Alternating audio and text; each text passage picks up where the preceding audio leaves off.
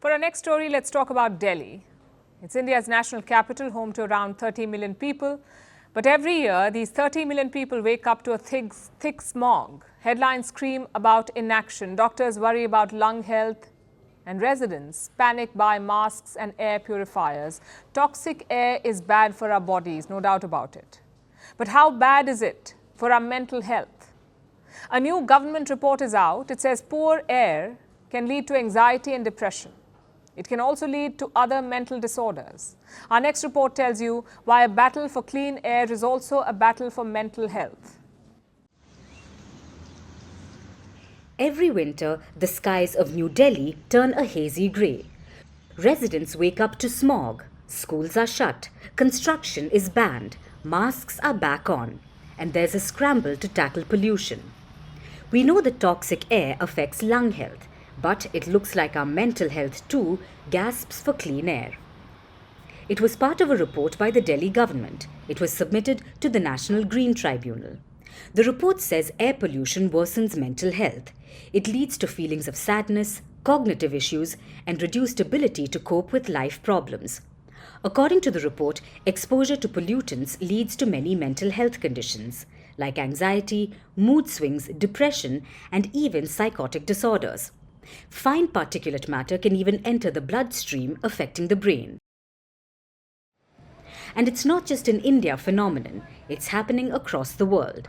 A study in Rome linked toxic air to mental health. It found that people living in areas with high particle pollution had a greater chance of developing schizophrenia. They also dealt with depression and anxiety disorders.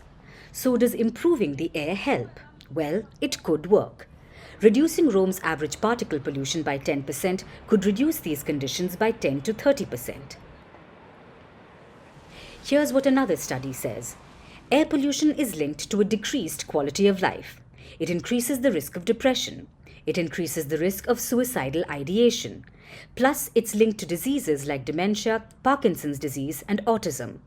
Children are particularly vulnerable. That's because their brains are still developing.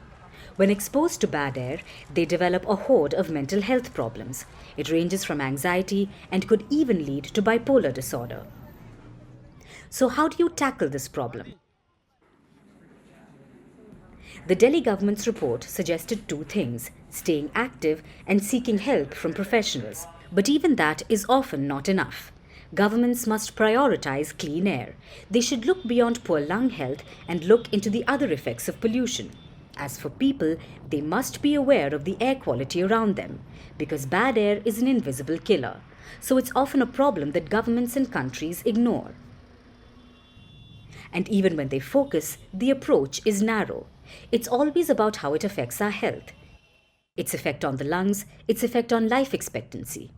But for long, we have overlooked its link to mental health. The recent reports prove toxic air is dangerous, and not just for the body. Poor particulate matter is affecting us all. It's no longer a mind over matter scenario. Healthy air is crucial for healthy minds as well.